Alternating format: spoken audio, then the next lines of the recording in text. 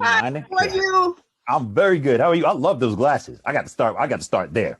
Yes, These are nice. Yes.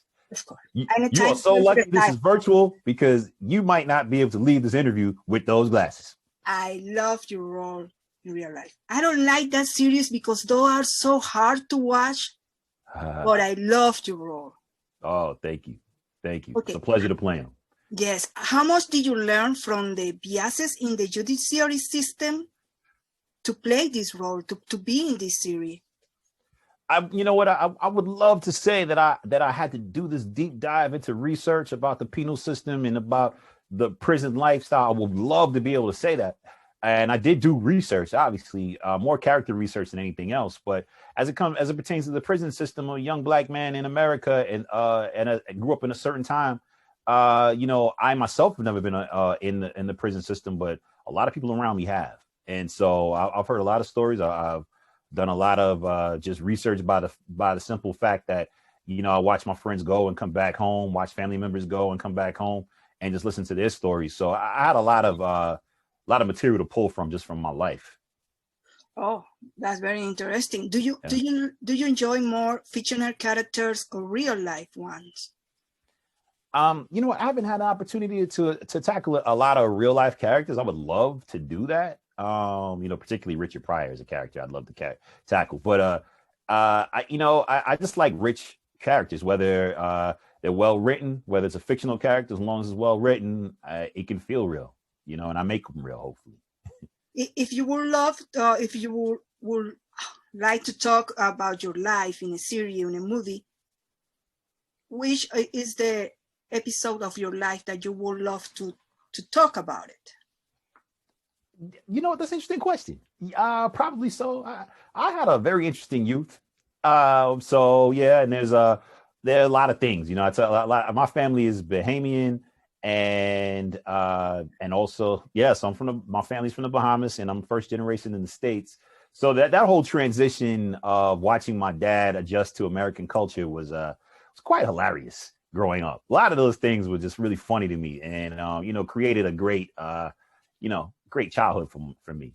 So I'd probably tell that story. Do you feel that stories, because something that happened with the Black Americans and Latin stories as always the same, but Right. lately I feel like we seeing different kind of stories from black communities. Do you Yeah, feel I the think same? so. I definitely think so. And I think mainly that has to do with the different outlets. There's so many different outlets. The playing field is a little more even now because people can shoot things on their own. There's YouTube, there's TikTok. There's so many different ways in which people can kind of break into the industry and have see their stories be told. So I think that in and of itself has created an opportunity for us to tell stories from very different ways, various different angles, and for us to tell our own stories. Previous to this, there was maybe 3 or 4 people who stood at the door, who were the gatekeepers, and they decided what stories were told, based on their financial needs and their understanding. And a lot of times that didn't go in line with what we wanted to tell and who we wanted to be seen as. So now that the doors are kind of opened a little bit more, I'm really excited about the stories that I'm seeing being told, and having the opportunity to be a part of that. I think it's a great time, and I don't feel like it's a fad. I know a lot of people think that like this is just a hot thing to do right now. I don't think so. I think this generation is at a space where they're like, the door has been open. There's no closing the door on us now. It's too late. You let us in, so now you got to listen. Dorian, besides Denzel Washington, who else helped you to be where you are nowadays in your career? Oh man, so many people. My mother. My mom did an incredible thing early on in my career that I don't give her enough credit for. But there was a period when I was doing a lot of theater very early, and theater doesn't pay a lot, and so sometimes I was coming up short on grocery money, different things. So I was calling mother like every week. Can I borrow $10? Mom, can you send me $50? This, that, and the third. So my mother finally said to me, she was like, "Listen, I'm going to give you a year, and in that year, I'm going to put $200 in your bank account at the first day of every month, and for 1 year. So you don't have to keep calling me for $10 here, $20 here. I'll give you $200, and you don't have to bother me about that, but I will support you because I want you to follow your dream. And I don't want you to feel stressed out every week when you have to borrow money from me. And when she did that, it kind of pushed me in a way where I knew I had $200. It sounds like a small number now, but it was a huge number to me then.